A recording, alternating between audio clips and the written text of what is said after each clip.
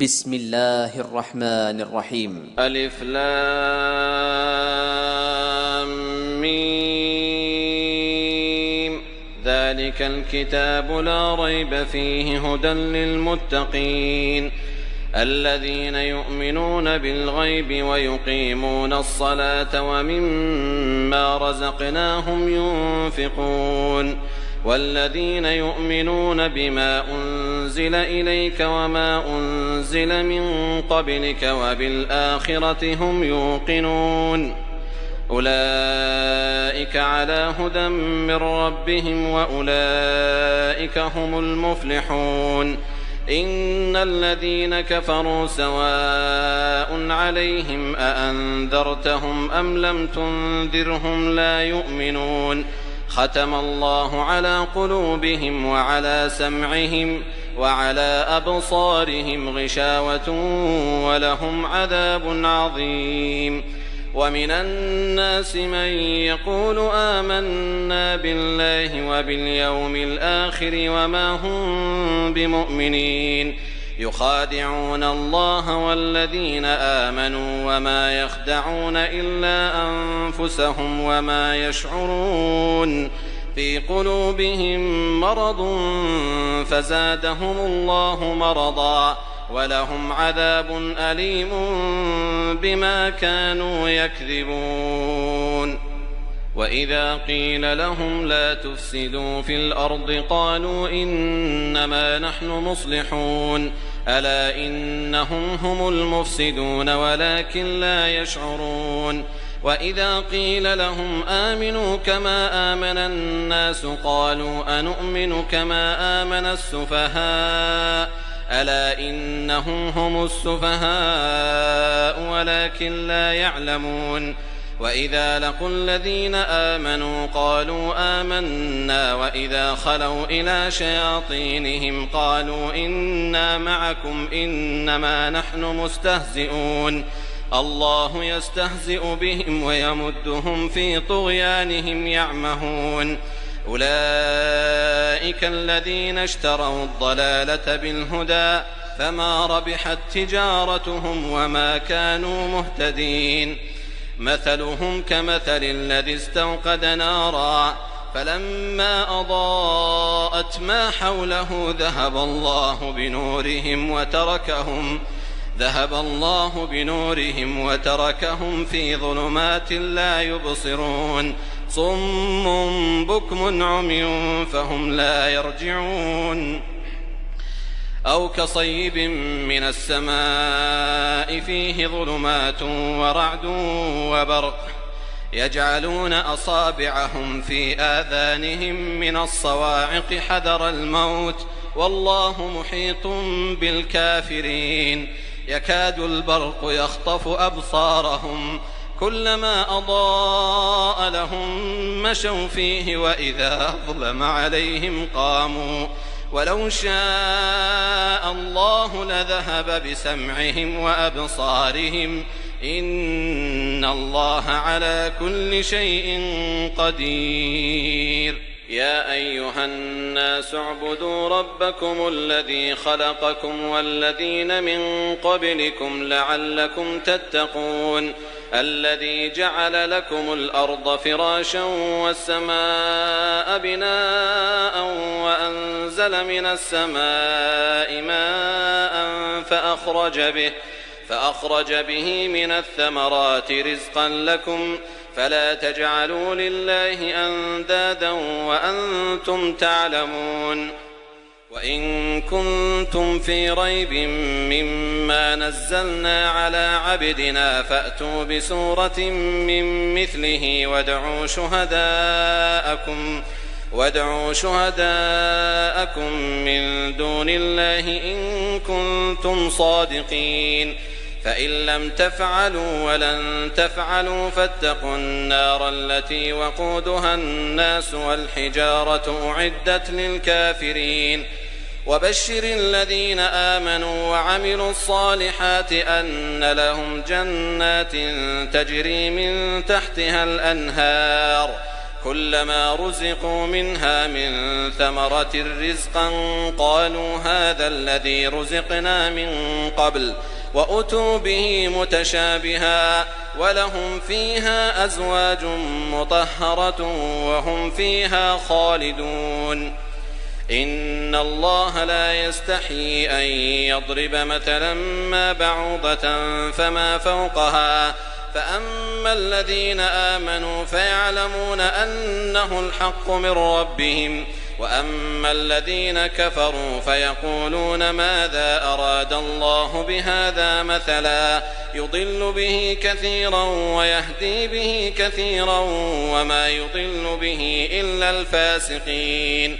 الذين ينقضون عهد الله من بعد ميثاقه ويقطعون ما أمر الله به أن يوصل ويفسدون في الأرض أولئك هم الخاسرون كيف تكفرون بالله وكنتم أمواتا فأحياكم ثم يميتكم ثم يحييكم ثم إليه ترجعون هو الذي خلق لكم ما في الأرض جميعا ثم استوى إلى السماء فسواهن 7 سماوات وهو بكل شيء عليم وإذ قال ربك للملائكة إني جاعل في الأرض خليفة قالوا أتجعل فيها من يفسد فيها ويسفك الدماء ونحن نسبح بحمدك ونقدس لك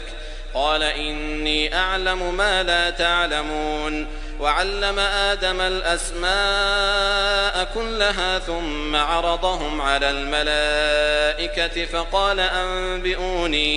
فقال أنبئوني بأسماء هؤلاء إن كنتم صادقين قالوا سبحانك لا علم لنا إلا ما علمتنا إنك أنت العليم الحكيم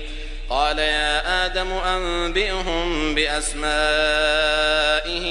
فلما أنبأهم بأسمائهم قال ألم أقل لكم إني أعلم غيب السماوات والأرض وأعلم ما تبدون وما كنتم تكتمون وإذ قلنا للملائكة اسجدوا لآدم فسجدوا إلا إبليس أبى واستكبر وكان من الكافرين وقلنا يا آدم اسكن أنت وزوجك الجنة وكلا منها رغدا حيث شئتما ولا تقربا هذه الشجرة فتكونا من الظالمين فأزلهما الشيطان عنها فأخرجهما مما كانا فيه وقلنا اهبطوا بعضكم لبعض عدو ولكم في الأرض مستقر ومتاع إلى حين فتلقى آدم من ربه كلمات فتاب عليه إنه هو التواب الرحيم قلنا اهبطوا منها جميعا فإما يأتينكم مني هدى فمن تبع هداي فلا خوف عليهم ولا هم يحزنون والذين كفروا وكذبوا بآياتنا أولئك أصحاب النار هم فيها خالدون يا بني إسرائيل اذكروا نعمتي التي أنعمت عليكم وأوفوا بعهدي أوف بعهدكم وإياي فارهبون وآمنوا بما أنزلت مصدقا لما معكم ولا تكونوا أول كافر به ولا تشتروا بآياتي ثمنا قليلا وإياي فاتقون ولا تلبسوا الحق بالباطل وتكتموا الحق وأنتم تعلمون وأقيموا الصلاة وآتوا الزكاة واركعوا مع الراكعين أتأمرون الناس بالبر وتنسون أنفسكم وأنتم تتلون الكتاب أفلا تعقلون واستعينوا بالصبر والصلاة وإنها لكبيرة إلا على الخاشعين الذين يظنون أنهم ملاقو ربهم وأنهم إليه راجعون يا بني إسرائيل اذكروا نعمتي التي أنعمت عليكم وأني فضلتكم على العالمين واتقوا يوما لا تجزي نفس عن نفس شيئا ولا يقبل منها شفاعة ولا يؤخذ منها عدل ولا هم ينصرون وإذ نجيناكم من آل فرعون يسومونكم سوء العذاب يذبحون أبناءكم ويستحيون نساءكم وفي ذلكم بلاء من ربكم عظيم وإذ فرقنا بكم البحر فأنجيناكم وأغرقنا آل فرعون وأنتم تنظرون وإذ واعدنا موسى 40 ليلة ثم اتخذتم العجل من بعده وأنتم ظالمون ثم عفونا عنكم من بعد ذلك لعلكم تشكرون وإذ آتينا موسى الكتاب والفرقان لعلكم تهتدون وإذ قال موسى لقومه يا قوم إنكم ظلمتم أنفسكم باتخاذكم العجل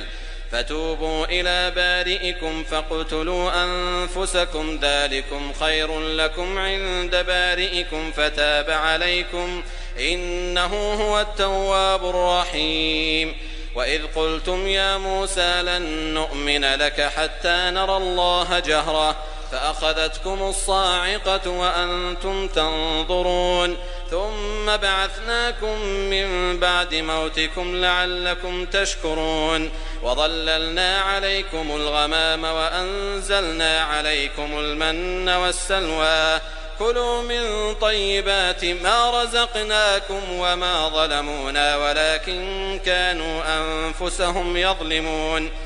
وإذ قلنا ادخلوا هذه القرية فكلوا منها حيث شئتم رغدا وادخلوا الباب سجدا وقولوا حطة نغفر لكم خطاياكم وسنزيد المحسنين فبدل الذين ظلموا قولا غير الذي قيل لهم فأنزلنا على الذين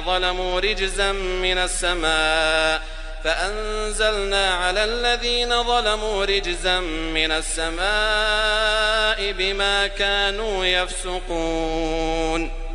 وإذ استسقى موسى لقومه فقلنا اضرب بعصاك الحجر فانفجرت منه 12 عينا قد علم كل أناس مشربهم كلوا واشربوا من رزق الله ولا تعثوا في الأرض مفسدين وإذ قلتم يا موسى لن نصبر على طعام واحد فادع لنا ربك يخرج لنا مما تنبت الأرض من بقلها وقثائها وفومها وعدسها وبصلها قال أتستبدلون الذي هو أدنى بالذي هو خير اهبطوا مصرا فإن لكم ما سألتم وضربت عليهم الذلة والمسكنة وباءوا بغضب من الله ذلك بأنهم كانوا يكفرون بآيات الله ويقتلون النبيين بغير الحق ذلك بما عصوا وكانوا يعتدون إن الذين آمنوا والذين هادوا والنصارى والصابئين من آمن بالله واليوم الآخر وعمل صالحا فلهم أجرهم عند ربهم ولا خوف عليهم ولا هم يحزنون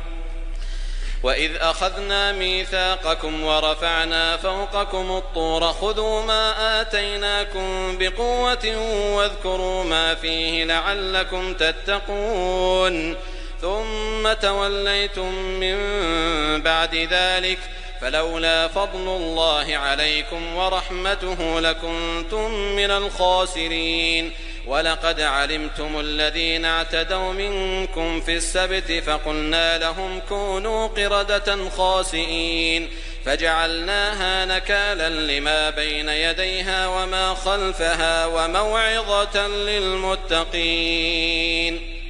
وإذ قال موسى لقومه إن الله يأمركم أن تذبحوا بقرة قالوا أتتخذنا هزوا قال أعوذ بالله أن أكون من الجاهلين قالوا ادع لنا ربك يبين لنا ما هي قال إنه يقول إنها بقرة لا فارض ولا بكر عوان بين ذلك فافعلوا ما تؤمرون قالوا ادع لنا ربك يبين لنا ما لونها قال إنه يقول إنها بقرة صفراء فاقع لونها تسر الناظرين قالوا ادع لنا ربك يبين لنا ما هي إن البقرة شابه علينا وإنا إن شاء الله لمهتدون قال إنه يقول إنها بقرة لا ذلول تثير الأرض ولا تسقي الحرث مسلمة لا شية فيها قالوا الآن جئت بالحق فذبحوها وما كادوا يفعلون وإذ قتلتم نفسا فادارأتم فيها والله مخرج ما كنتم تكتمون فقلنا اضربوه ببعضها كذلك يحيي الله الموتى ويريكم آياته لعلكم تعقلون ثم قست قلوبكم من بعد ذلك فهي كالحجارة أو أشد قسوة وإن من الحجارة لما يتفجر منه الأنهار وإن منها لما يشقق فيخرج منه الماء وإن منها لما يهبط من خشية الله وما الله بغافل عما تعملون أفتطمعون أن يؤمنوا لكم وقد كان فريق منهم يسمعون كلام الله ثم يحرفونه من بعد ما عقلوه وهم يعلمون وإذا لقوا الذين آمنوا قالوا آمنا وإذا خلا بعضهم إلى بعض قالوا أتحدثونهم بما فتح الله عليكم ليحاجوكم به عند ربكم أفلا تعقلون أولا يعلمون أن الله يعلم ما يسرون وما يعلنون ومنهم أميون لا يعلمون الكتاب إلا أماني وإن هم إلا يظنون فويل للذين يكتبون الكتاب بأيديهم ثم يقولون هذا من عند الله ليشتروا به ثمنا قليلا فويل لهم مما كتبت أيديهم وويل لهم مما يكسبون وقالوا لن تمسنا النار إلا أياما معدودة قل أتخذتم عند الله عهدا فلن يخلف الله عهده أم تقولون على الله ما لا تعلمون بلى من كسب سيئة وأحاطت به خطيئته فأولئك أصحاب النار هم فيها خالدون والذين آمنوا وعملوا الصالحات أولئك أصحاب الجنة هم فيها خالدون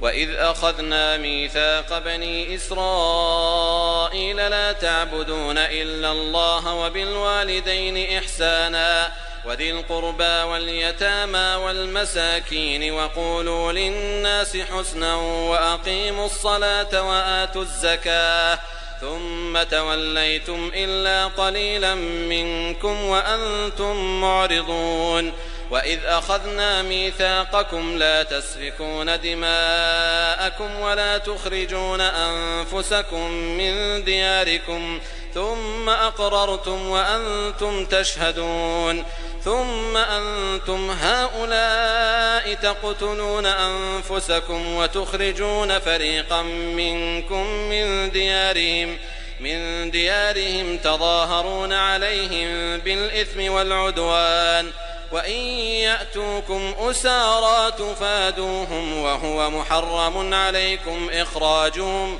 أفتؤمنون ببعض الكتاب وتكفرون ببعض فما جزاء من يفعل ذلك منكم إلا خزي في الحياة الدنيا ويوم القيامة يردون إلى أشد العذاب وما الله بغافل عما تعملون أولئك الذين اشتروا الحياة الدنيا بالآخرة فلا يخفف عنهم العذاب ولا هم ينصرون. ولقد آتينا موسى الكتاب وقفينا من بعده بالرسل وآتينا عيسى ابن مريم البينات وأيدناه بروح القدس أفكلما جاءكم رسول بما لا تهوى أنفسكم استكبرتم ففريقا كذبتم وفريقا تقتلون وقالوا قلوبنا غلف بل لعنهم الله بكفرهم فقليلا ما يؤمنون ولما جاءهم كتاب من عند الله مصدق لما معهم وكانوا من قبل يستفتحون على الذين كفروا فلما جاءهم ما عرفوا كفروا به فلعنة الله على الكافرين بئس ما اشتروا به أنفسهم أن يكفروا بما أنزل الله بغيا أن ينزل الله من فضله على من يشاء من عباده فباءوا بغضب على غضب وللكافرين عذاب مهين. وإذا قيل لهم آمنوا بما أنزل الله قالوا نؤمن بما أنزل علينا ويكفرون بما وراءه وهو الحق مصدقا لما معهم قل فلم تقتلون أنبياء الله من قبل إن كنتم مؤمنين ولقد جاءكم موسى بالبينات ثم اتخذتم العجل من بعده وأنتم ظالمون وإذ أخذنا ميثاقكم ورفعنا فوقكم الطور خذوا ما آتيناكم بقوة واسمعوا قالوا سمعنا وعصينا وأشربوا في قلوبهم العجل بكفرهم قل بئس ما يأمركم به إيمانكم إن كنتم مؤمنين قل إن كانت لكم الدار الآخرة عند الله خالصة من دون الناس فتمنوا الموت إن كنتم صادقين ولن يتمنوه أبدا بما قدمت أيديهم والله عليم بالظالمين ولتجدنهم أحرص الناس على حياة ومن الذين أشركوا يود أحدهم لو يعمر 1000 سنة وما هو بمزحزحه من العذاب أن يعمر والله بصير بما يعملون قل من كان عدوا لجبريل فإنه نزله على قلبك بإذن الله مصدقا لما بين يديه وهدى وبشرى للمؤمنين من كان عدوا لله وملائكته ورسله وجبريل وميكال فإن الله عدو للكافرين ولقد أنزلنا إليك آيات بينات وما يكفر بها إلا الفاسقون أو كلما عاهدوا عهدا نبذه فريق منهم بل أكثرهم لا يؤمنون ولما جاءهم رسول من عند الله مصدق لما معهم نبذ فريق من الذين أوتوا الكتاب كتاب الله وراء ظهورهم كأنهم لا يعلمون واتبعوا ما تتلو الشياطين على ملك سليمان وما كفر سليمان ولكن الشياطين كفروا يعلمون الناس السحر وما أنزل على الملكين ببابل هاروت وماروت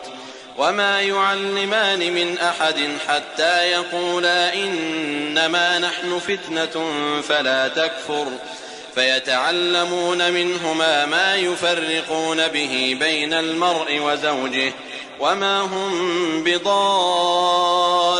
به من أحد إلا بإذن الله ويتعلمون ما يضرهم ولا ينفعهم ولقد علموا لمن اشتراه ما له في الآخرة من خلاق ولبئس ما شروا به أنفسهم لو كانوا يعلمون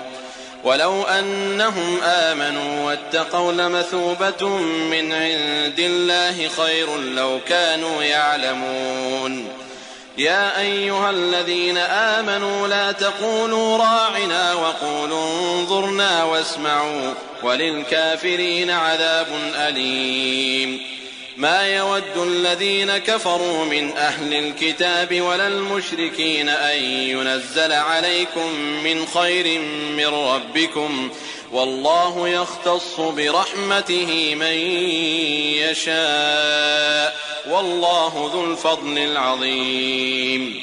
ما ننسخ من آية أو ننسها نأت بخير منها أو مثلها ألم تعلم أن الله على كل شيء قدير ألم تعلم أن الله له ملك السماوات والأرض وما لكم من دون الله من ولي ولا نصير أم تريدون أن تسألوا رسولكم كما سئل موسى من قبل ومن يتبدل الكفر بالإيمان فقد ضل سواء السبيل ود كثير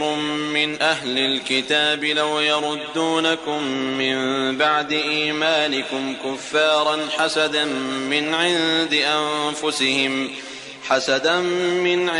أنفسهم من بعد ما تبين لهم الحق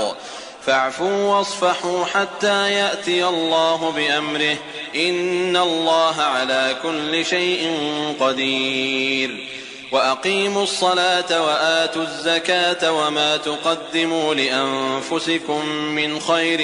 تجدوه عند الله إن الله بما تعملون بصير وقالوا لن يدخل الجنة إلا من كان هودا أو نصارى تلك أمانيهم قل هاتوا برهانكم إن كنتم صادقين بلى من أسلم وجهه لله وهو محسن فله أجره عند ربه ولا خوف عليهم ولا هم يحزنون وقالت اليهود ليست النصارى على شيء وقالت النصارى ليست اليهود على شيء وهم يتلون الكتاب كذلك قال الذين لا يعلمون مثل قولهم فالله يحكم بينهم يوم القيامة فيما كانوا فيه يختلفون ومن أظلم ممن منع مساجد الله أن يذكر فيها اسمه وسعى في خرابها أولئك ما كان لهم أن يدخلوها إلا خائفين لهم في الدنيا خزي ولهم في الآخرة عذاب عظيم ولله المشرق والمغرب فأينما تولوا فثم وجه الله إن الله واسع عليم. وقالوا اتخذ الله ولدا سبحانه بل له ما في السماوات والأرض كل له قانتون. بديع السماوات والأرض وإذا قضى أمرا فإنما يقول له كن فيكون. وقال الذين لا يعلمون لولا يكلمنا الله أو تأتينا آية كذلك قال الذين من قبلهم مثل قولهم تشابهت قلوبهم قد بينا الآيات لقوم يوقنون. إنا أرسلناك بالحق بشيرا ونذيرا ولا تسأل عن أصحاب الجحيم. ولن ترضى عنك اليهود ولا النصارى حتى تتبع ملتهم قل إن هدى الله هو الهدى ولئن اتبعت أهواءهم بعد الذي جاءك من العلم ما لك من الله من ولي ولا نصير. الذين آتيناهم الكتاب يتلونه حق تلاوته أولئك يؤمنون به ومن يكفر به فأولئك هم الخاسرون. يا بني إسرائيل اذكروا نعمتي التي أنعمت عليكم وأني فضلتكم على العالمين. واتقوا يوما لا تجزي نفس عن نفس شيئا ولا يقبل منها عدل ولا تنفعها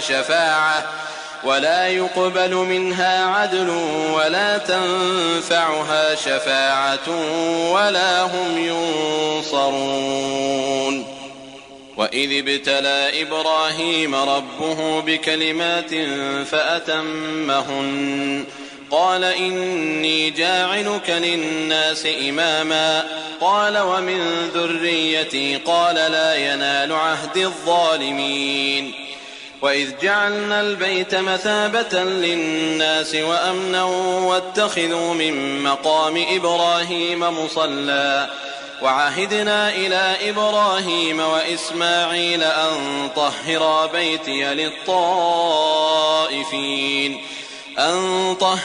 بيتي للطائفين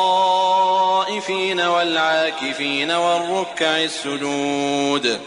وإذ قال إبراهيم رب اجعل هذا بلدا آمنا وارزق أهله من الثمرات من آمن منهم بالله واليوم الآخر قال ومن كفر فأمتعه قليلا ثم أضطره إلى عذاب النار وبئس المصير.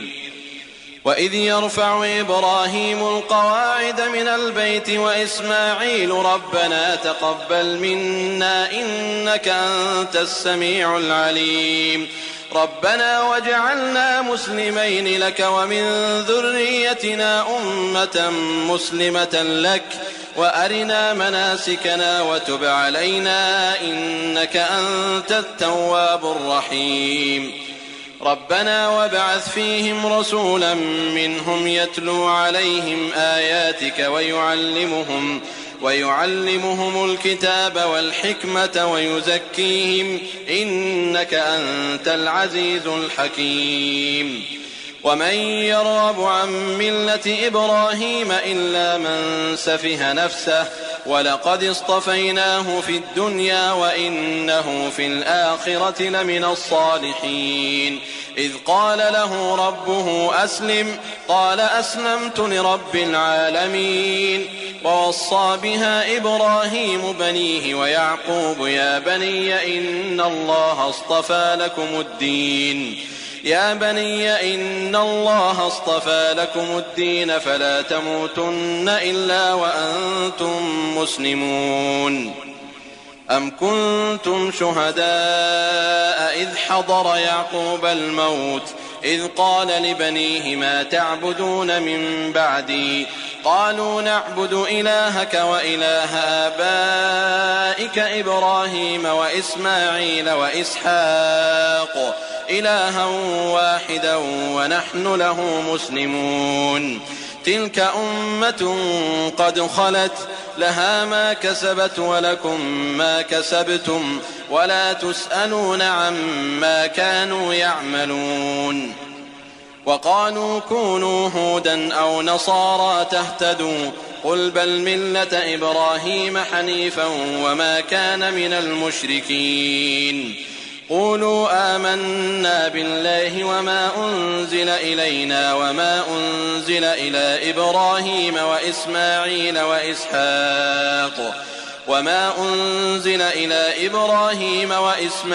وإسحاق ويعقوب والأسباط وما أوتي موسى وعيسى وما أوتي النبيون من ربهم لا نفرق بين أحد منهم ونحن له مسلمون فإن آمنوا بمثل ما آمنتم به فقد اهتدوا وإن تولوا فإنما هم في شقاق فسيكفيكهم الله وهو السميع العليم صبغة الله ومن أحسن من الله صبغة ونحن له عابدون قل أتحاجوننا في الله وهو ربنا وربكم ولنا أعمالنا ولكم أعمالكم ونحن له مخلصون أم تقولون إن إبراهيم وإسماعيل وإسحاق ويعقوب والأسباط كانوا هودا أو نصارى قل أأنتم أعلم أم الله ومن أظلم ممن كتم شهادة عنده من الله وما الله بغافل عما تعملون تلك أمة قد خلت لها ما كسبت ولكم ما كسبتم ولا تسألون عما كانوا يعملون سيقول السفهاء من الناس ما ولاهم عن قبلتهم التي كانوا عليها قل لله المشرق والمغرب يهدي من يشاء إلى صراط مستقيم وكذلك جعلناكم أمة وسطا لتكونوا شهداء على الناس ويكون الرسول عليكم شهيدا وما جعلنا القبلة التي كنت عليها إلا لنعلم من يتبع الرسول ممن ينقلب على عقبيه وإن كانت لكبيرة إلا على الذين هدى الله وما كان الله ليضيع إيمانكم إن الله بالناس لرءوف رحيم قد نرى تقلب وجهك في السماء فلنولينك قبلة ترضاها فول وجهك شطر المسجد الحرام وحيث ما كنتم فولوا وجوهكم شطره وإن الذين أوتوا الكتاب ليعلمون أنه الحق من ربهم وما الله بغافل عما يعملون ولئن أتيت الذين أوتوا الكتاب بكل آية ما تبعوا قبلتك وما أنت بتابع قبلتهم وما بعضهم بتابع قبلة بعض ولئن اتبعت أهواءهم من بعد ما جاءك من العلم إنك إذا لمن الظالمين الذين آتيناهم الكتاب يعرفونه كما يعرفون أبناءهم وإن فريقا منهم ليكتمون الحق وهم يعلمون الحق من ربك فلا تكونن من الممترين ولكل وجهة هو موليها فاستبقوا الخيرات أينما تكونوا يأت بكم الله جميعا إن الله على كل شيء قدير ومن حيث خرجت فول وجهك شطر المسجد الحرام وإنه للحق من ربك وما الله بغافل عما تعملون ومن حيث خرجت فول وجهك شطر المسجد الحرام وحيث ما كنتم فولوا وجوهكم شطره لئلا يكون للناس عليكم حجة إلا الذين ظلموا منهم فلا تخشوهم واخشوني ولأتم نعمتي عليكم ولعلكم تهتدون كما أرسلنا فيكم رسولا منكم يتلو عليكم آياتنا ويزكيكم ويعلمكم الكتاب والحكمة ويعلمكم ما لم تكونوا تعلمون فاذكروني أذكركم واشكروا لي ولا تكفرون يا أيها الذين آمنوا استعينوا بالصبر والصلاة إن الله مع الصابرين ولا تقولوا لمن يقتل في سبيل الله أموات بل أحياء ولكن لا تشعرون ولنبلونكم بشيء من الخوف والجوع ونقص من الأموال والأنفس والثمرات وبشر الصابرين الذين إذا أصابتهم مصيبة قالوا إنا لله وإنا إليه راجعون أولئك عليهم صلوات من ربهم ورحمة وأولئك هم المهتدون إن الصفا والمروة من شعائر الله فمن حج البيت أو اعتمر فلا جناح عليه أن يطوف بهما ومن تطوع خيرا فإن الله شاكر عليم إن الذين يكتمون ما أنزلنا من البينات والهدى من بعد ما بيناه للناس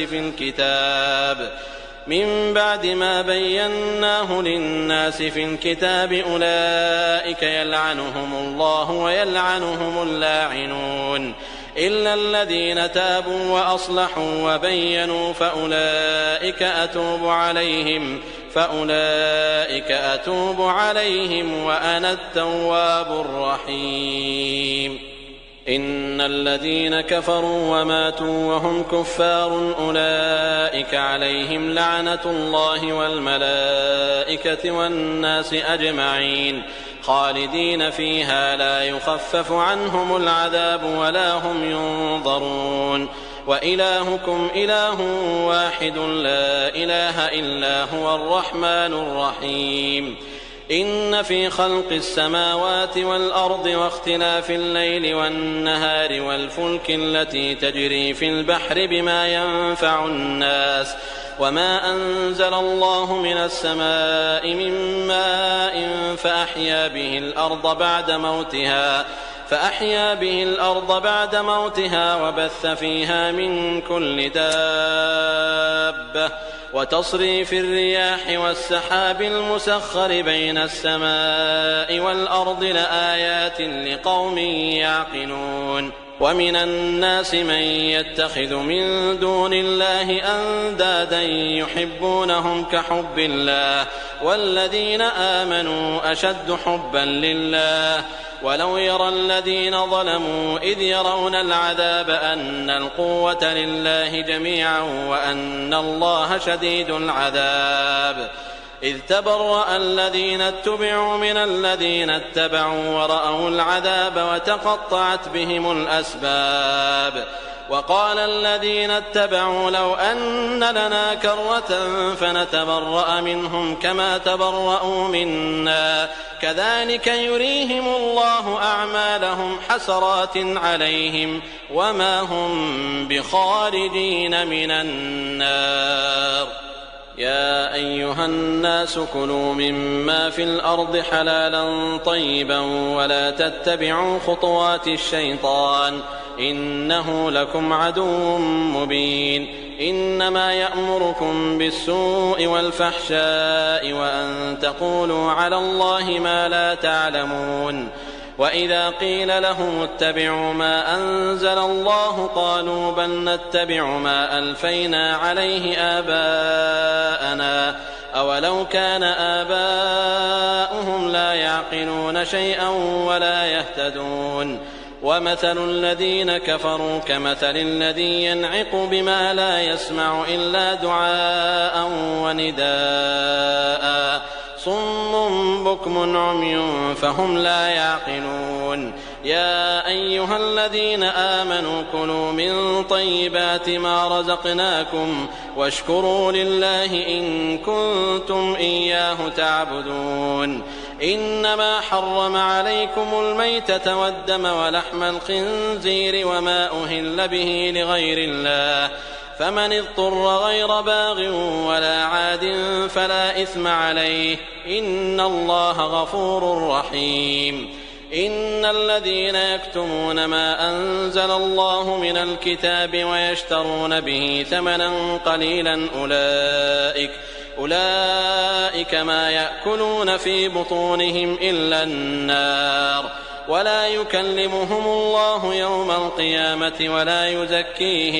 ولا يزكيهم ولهم عذاب أليم أولئك الذين اشتروا الضلالة بالهدى والعذاب بالمغفرة فما أصبرهم على النار ذلك بأن الله نزل الكتاب بالحق وإن الذين اختلفوا في الكتاب لفي شقاق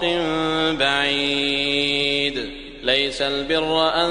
تولوا وجوهكم قبل المشرق والمغرب ولكن البر من آمن بالله واليوم الآخر والملائكة والكتاب والنبيين وآتى المال على حبه ذوي القربى واليتامى والمساكين وابن السبيل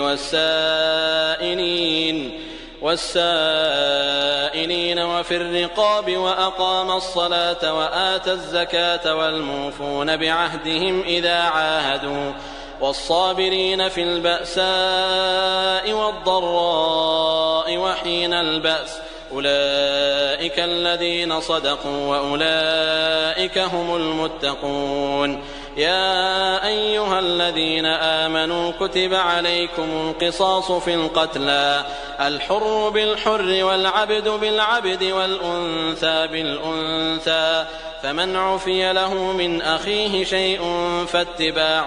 بالمعروف وأداء إليه بإحسان ذلك تخفيف من ربكم ورحمة فمن اعتدى بعد ذلك فله عذاب أليم ولكم في القصاص حياة يا أولي الألباب لعلكم تتقون كتب عليكم إذا حضر أحدكم الموت إن ترك خيرا الوصية للوالدين والأقربين بالمعروف حقا على المتقين فمن بدله بعدما سمعه فإنما إثمه على الذين يبدلونه إن الله سميع عليم فمن خاف من موص جنفا أو إثما فأصلح بينهم فلا إثم عليه إن الله غفور رحيم يا أيها الذين آمنوا كتب عليكم الصيام كما كتب على الذين من قبلكم لعلكم تتقون أياما معدودات فمن كان منكم مريضا أو على سفر فعدة من أيام أخر وعلى الذين يطيقونه فدية طعام مسكين فمن تطوع خيرا فهو خير له وأن تصوموا خير لكم إن كنتم تعلمون شهر رمضان الذي أنزل فيه القرآن هدى للناس وبينات من الهدى والفرقان فمن شهد منكم الشهر فليصم ومن كان مريضا أو على سفر فعدة من أيام أخر يريد الله بكم اليسر ولا يريد بكم العسر ولتكملوا العدة ولتكبروا الله على ما هداكم ولعلكم تشكرون. وإذا سألك عبادي عني فإني قريب أجيب دعوة الداع إذا دعان فليستجيبوا لي وليؤمنوا بي لعلهم يرشدون. أحل لكم ليلة الصيام الرفث إلى نسائكم هن لباس لكم وأنتم لباس لهن علم الله أنكم كنتم تختانون أنفسكم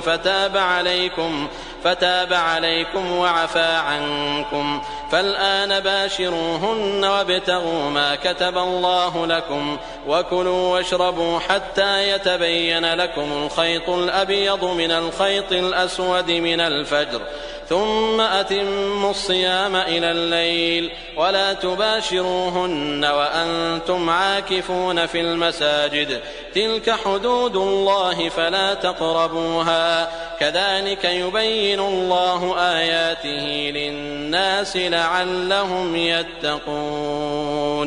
ولا تأكلوا أموالكم بينكم بالباطل وتدلوا بها إلى الحكام لتأكلوا فريقا من أموال الناس بالإثم وأنتم تعلمون. يسألونك عن الأهلة قل هي مواقيت للناس والحج وليس البر بأن تأتوا البيوت من ظهورها ولكن البر من اتقى وأتوا البيوت من أبوابها واتقوا الله لعلكم تفلحون. وقاتلوا في سبيل الله الذين يقاتلونكم ولا تعتدوا إن الله لا يحب المعتدين. واقتلوهم حيث ثقفتموهم وأخرجوهم من حيث أخرجوكم والفتنة أشد من القتل ولا تقاتلوهم عند المسجد الحرام حتى يقاتلوكم فيه فإن قاتلوكم فاقتلوهم كذلك جزاء الكافرين فإن انتهوا فإن الله غفور رحيم. وقاتلوهم حتى لا تكون فتنة ويكون الدين لله فإن انتهوا فلا عدوان إلا على الظالمين. الشهر الحرام بالشهر الحرام والحرمات قصاص فمن اعتدى عليكم فاعتدوا عليه بمثل ما اعتدى عليكم واتقوا الله واعلموا أن الله مع المتقين. وأنفقوا في سبيل الله ولا تلقوا بأيديكم إلى التهلكة وأحسنوا إن الله يحب المحسنين. وأتموا الحج والعمرة لله فإن أحصرتم فما استيسر من الهدي ولا تحلقوا رؤوسكم حتى يبلغ الهدي محله فمن كان منكم مريضا أو به أذى من رأسه ففدية من صيام أو صدقة أو نسك فإذا أمنتم فمن تمتع بالعمرة إلى الحج فما استيسر من الهدي فمن لم يجد فصيام 3 أيام في الحج و7 إذا رجعتم تلك 10 كاملة ذلك لمن لم يكن أهله حاضر المسجد الحرام واتقوا الله واعلموا أن الله شديد العقاب. الحج أشهر معلومات فمن فرض فيهن الحج فلا رفث ولا فسوق ولا جدال في الحج وما تفعلوا من خير يعلمه الله وتزودوا فإن خير الزاد التقوى واتقون يا أولي الألباب. ليس عليكم جناح أن تبتغوا فضلا من ربكم فإذا أفضتم من عرفات فاذكروا الله عند المشعر الحرام واذكروه كما هداكم وإن كنتم من قبله لمن الضالين ثم أفيضوا من حيث أفاض الناس واستغفروا الله إن الله غفور رحيم. فإذا قضيتم مناسككم فاذكروا الله كذكركم آباءكم أو أشد ذكرا. فمن الناس من يقول ربنا آتنا في الدنيا وما له في الآخرة من خلاق، ومنهم من يقول ربنا آتنا في الدنيا حسنة وفي الآخرة حسنة وقنا عذاب النار. أولئك لهم نصيب مما كسبوا والله سريع الحساب. واذكروا الله في أيام معدودات، فمن تعجل في يومين فلا إثم عليه، ومن تأخر فلا إثم عليه لمن اتقى. واتقوا الله واعلموا أنكم إليه تحشرون. ومن الناس من يعجبك قوله في الحياة الدنيا ويشهد الله على ما في قلبه وهو ألد الخصام، وإذا تولى سعى في الأرض ليفسد فيها ويهلك الحرث والنسل والله لا يحب الفساد. وإذا قيل له اتق الله أخذته العزة بالإثم فحسبه جهنم ولبئس المهاد. ومن الناس من يشري نفسه ابتغاء مرضات الله والله رؤوف بالعباد. يا أيها الذين آمنوا ادخلوا في السلم كافة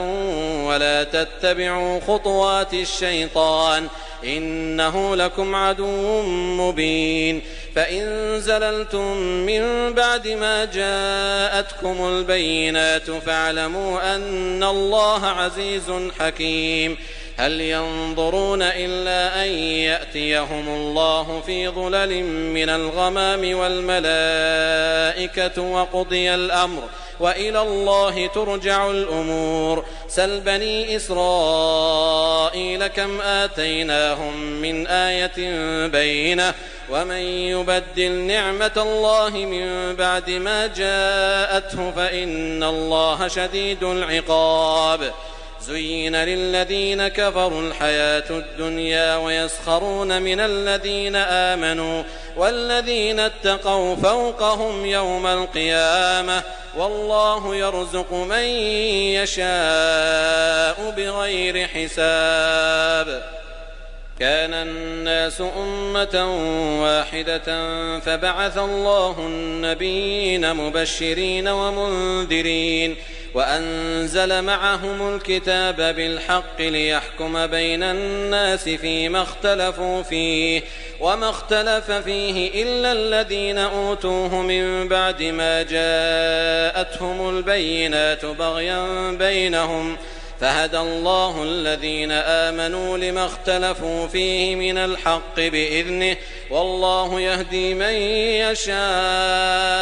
إلى صراط مستقيم. أم حسبتم أن تدخلوا الجنة ولما يأتكم مثل الذين خلوا من قبلكم مستهم البأساء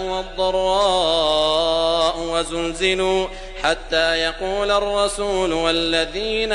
آمنوا معه متى نصر الله ألا إن نصر الله قريب. يسألونك ماذا ينفقون قل ما أنفقتم من خير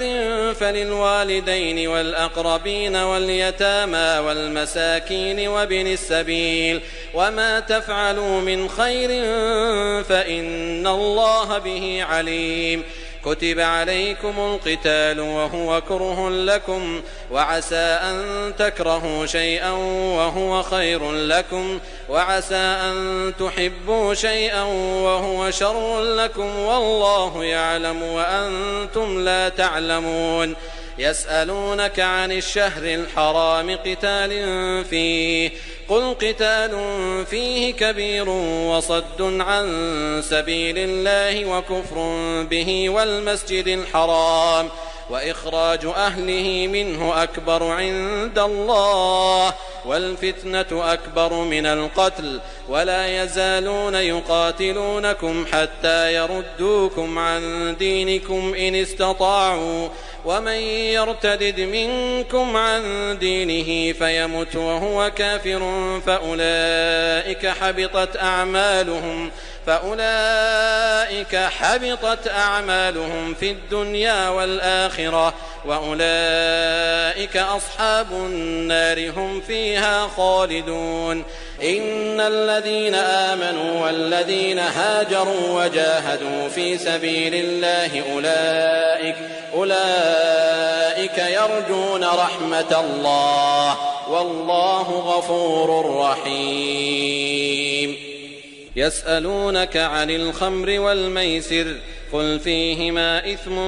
كبير ومنافع للناس وإثمهما أكبر من نفعهما ويسألونك ماذا ينفقون قل العفو كذلك يبين الله لكم الآيات لعلكم تتذكرون في الدنيا والآخرة. ويسألونك عن اليتامى قل إصلاح لهم خير وإن تخالطوهم فإخوانكم والله يعلم المفسد من المصلح ولو شاء الله لأعنتكم إن الله عزيز حكيم. ولا تنكحوا المشركات حتى يؤمن ولأمة مؤمنة خير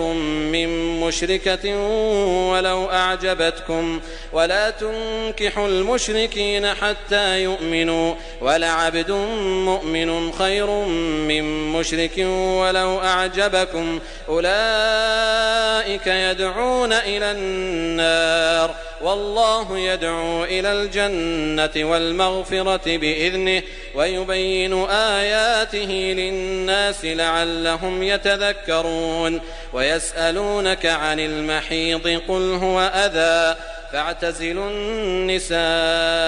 في المحيض ولا تقربوهن حتى يطهرن فإذا تطهرن فأتوهن من حيث أمركم الله إن الله يحب التوابين ويحب المتطهرين. نساؤكم حرث لكم فأتوا حرثكم أنى شئتم وقدموا لأنفسكم واتقوا الله واعلموا أنكم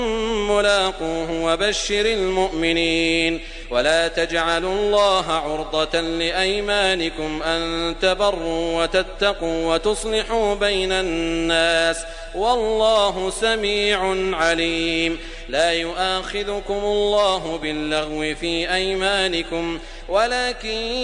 يؤاخذكم بما كسبت قلوبكم والله غفور حليم. للذين يؤلون من نسائهم تربص 4 أشهر فإن فاءوا فإن الله غفور رحيم. وإن عزموا الطلاق فإن الله سميع عليم. والمطلقات يتربصن بأنفسهن 3 قروء ولا يحل لهن أن يكتمن ما خلق الله في أرحامهن إن كن يؤمن بالله واليوم الآخر وبعولتهن أحق بردهن في ذلك إن أرادوا إصلاحا ولهن مثل الذي عليهن بالمعروف وللرجال عليهن درجة والله عزيز حكيم. الطلاق 2 فإمساك بمعروف أو تسريح بإحسان. ولا يحل لكم أن تأخذوا مما آتيتموهن شيئا إلا أن يخافا ألا يقيما حدود الله فإن خفتم ألا يقيما حدود الله فلا جناح عليهما فيما افتدت به تلك حدود الله فلا تعتدوها ومن يتعد حدود الله فأولئك هم الظالمون. فإن طلقها فلا تحل له من بعد حتى تنكح زوجا غيره فإن طلقها فلا جناح عليهما أن يتراجعا إن ظنا أن يقيما حدود الله، وتلك حدود الله يبينها لقوم يعلمون. وإذا طلقتم النساء فبلغن أجلهن فأمسكوهن بمعروف أو سرحوهن بمعروف، ولا تمسكوهن ضرارا لتعتدوا، ومن يفعل ذلك فقد ظلم نفسه. ولا تتخذوا آيات الله هزوا، واذكروا نعمة الله عليكم وما أنزل عليكم من الكتاب والحكمة يعظكم به، واتقوا الله واعلموا أن الله بكل شيء عليم. وإذا طلقتم النساء فبلغن أجلهن فلا تعضلوهن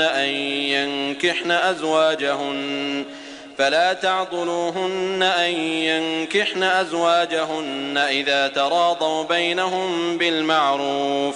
ذلك يوعظ به من كان منكم يؤمن بالله واليوم الآخر، ذلكم أزكى لكم وأطهر، والله يعلم وأنتم لا تعلمون. والوالدات يرضعن أولادهن حولين كاملين لمن أراد أن يتم الرضاعة، وعلى المولود له رزقهن وكسوتهن بالمعروف، لا تكلف نفس إلا وسعها، لا تضار والدة بولدها ولا مولود له بولده، وعلى الوارث مثل ذلك، فإن أرادا فصالا عن تراض منهما وتشاور فلا جناح عليهما. وإن أردتم أن تسترضعوا أولادكم فلا جناح عليكم إذا سلمتم ما آتيتم بالمعروف، واتقوا الله واعلموا أن الله بما تعملون بصير. والذين يتوفون منكم ويذرون أزواجا يتربصن بأنفسهن 4 أشهر وعشرا، فإذا بلغن أجلهن فلا جناح عليكم فيما فعلن في أنفسهن بالمعروف، والله بما تعملون خبير. ولا جناح عليكم فيما عرضتم به من خطبة النساء أو أكننتم في أنفسكم، علم الله أنكم ستذكرونهن ولكن لا تواعدوهن سرا إلا أن تقولوا قولا معروفا، ولا تعزموا عقدة النكاح حتى يبلغ الكتاب أجله، واعلموا أن الله يعلم ما في أنفسكم فاحذروه، واعلموا أن الله غفور حليم. لا جناح عليكم إن طلقتم النساء ما لم تمسوهن أو تفرضوا لهن فريضة، ومتعوهن على الموسع قدره وعلى المقتر قدره متاعا بالمعروف حقا على المحسنين. وإن طلقتموهن من قبل أن تمسوهن وقد فرضتم لهن فريضة فنصف ما فرضتم إلا أن يعفون أو يعفو الذي بيده عقدة النكاح،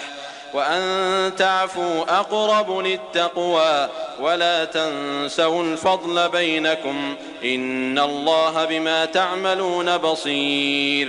حافظوا على الصلوات والصلاة الوسطى وقوموا لله قانتين. فإن خفتم فرجالا أو ركبانا فإذا أمنتم فاذكروا الله كما علمكم ما لم تكونوا تعلمون. والذين يتوفون منكم ويذرون أزواجا وصية لأزواجهم متاعا إلى الحول غير إخراج،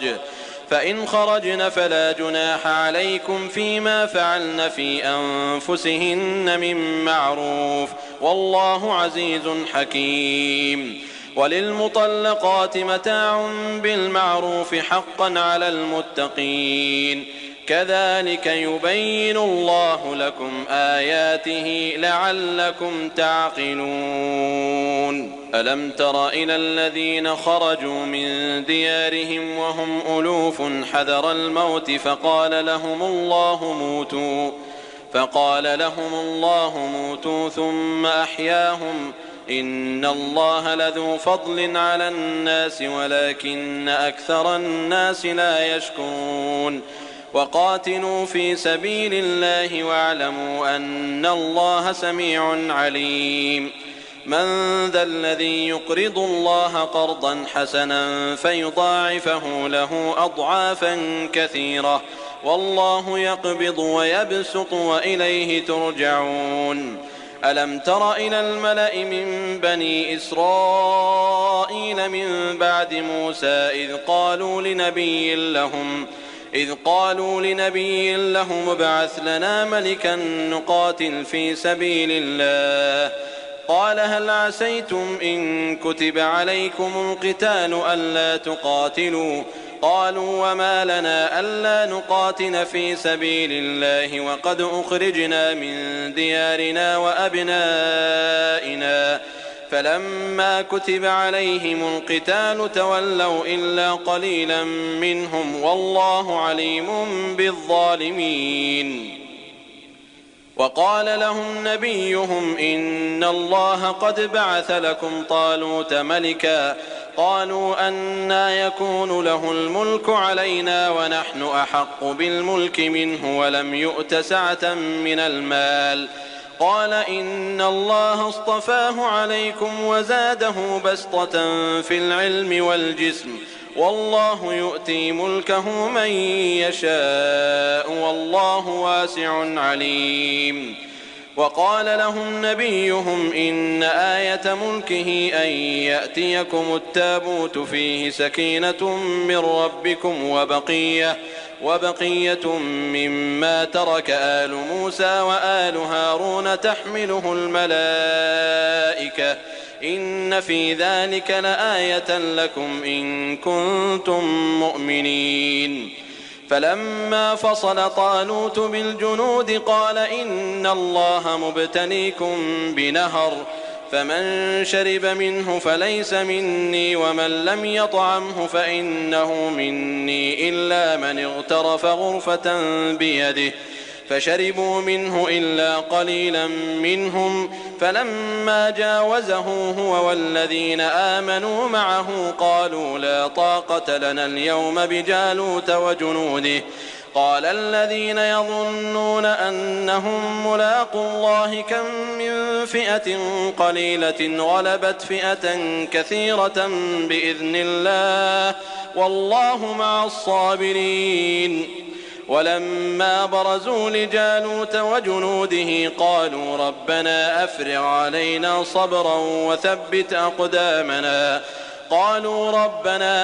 علينا صبرا وثبت أقدامنا وانصرنا على القوم الكافرين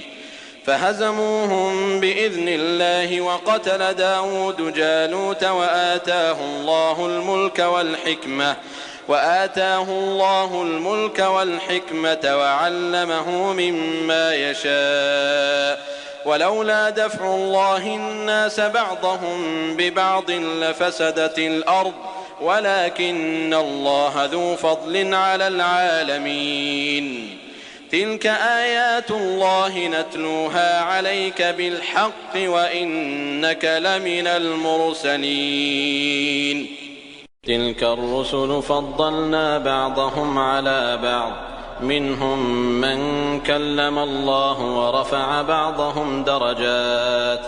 وآتينا عيسى ابن مريم البينات وأيدناه بروح القدس ولو شاء الله ما اقتتل الذين من بعدهم من بعد ما جاءتهم البينات ولكن اختلفوا فمنهم من آمن ومنهم من كفر ولو شاء الله ما اقتتلوا ولكن الله يفعل ما يريد يا أيها الذين آمنوا أنفقوا مما رزقناكم من قبل أن يأتي يوم لا بيع فيه ولا خلة ولا شفاعة والكافرون هم الظالمون. الله لا إله إلا هو الحي القيوم لا تأخذه سنة ولا نوم له ما في السماوات وما في الأرض من ذا الذي يشفع عنده إلا بإذنه يعلم ما بين أيديهم وما خلفهم ولا يحيطون بشيء من علمه إلا بما شاء وسع كرسيه السماوات والأرض ولا يؤوده حفظهما وهو العلي العظيم. لا إكراه في الدين قد تبين الرشد من الغي فمن يكفر بالطاغوت ويؤمن بالله فقد استمسك بالعروة الوثقى لا انفصام لها والله سميع عليم. الله ولي الذين آمنوا يخرجهم من الظلمات إلى النور والذين كفروا أولياؤهم الطاغوت يخرجونهم من النور إلى الظلمات أولئك أصحاب النار هم فيها خالدون. ألم تر إلى الذي حاج إبراهيم في ربه أن آتاه الله الملك إذ قال إبراهيم ربي الذي يحيي ويميت قال أنا أحيي وأميت قال إبراهيم فإن الله يأتي بالشمس من المشرق فأت بها من المغرب فبهت الذي كفر والله لا يهدي القوم الظالمين. أو كالذي مر على قرية وهي خاوية على عروشها قال أنى يحيي هذه الله بعد موتها فأماته الله 100 عام ثم بعثه قال كم لبثت قال لبثت يوما أو بعض يوم قال بل لبثت 100 عام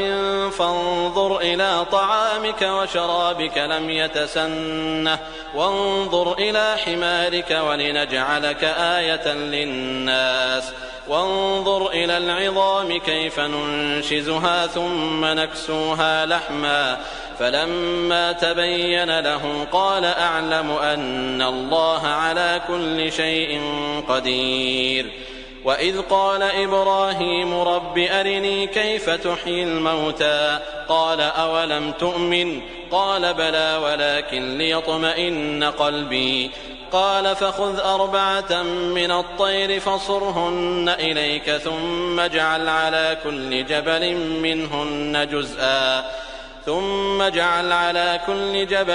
منهن جزءا ثم ادعهن يأتينك سعيا واعلم أن الله عزيز حكيم. مثل الذين ينفقون أموالهم في سبيل الله كمثل حبة أنبتت 7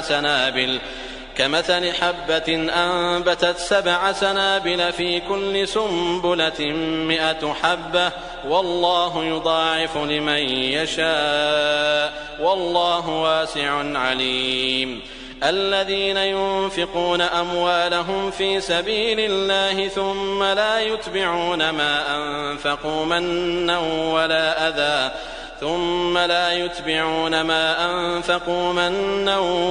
أذى لهم أجرهم عند ربهم ولا خوف عليهم ولا هم يحزنون.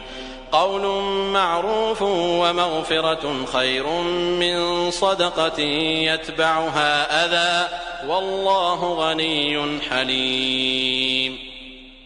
يا أيها الذين آمنوا لا تبطلوا صدقاتكم بالمن والأذى كالذي ينفق ماله رئاء الناس ولا يؤمن بالله واليوم الآخر فمثله كمثل صفوان عليه تراب فأصابه وابل فتركه صلدا لا يقدرون على شيء مما كسبوا والله لا يهدي القوم الكافرين. ومثل الذين ينفقون أموالهم ابتغاء مرضات الله وتثبيتا من أنفسهم كمثل جنة بربوة أصابها وابل فآتت أكلها ضعفين فإن لم يصبها وابل فطل والله بما تعملون بصير.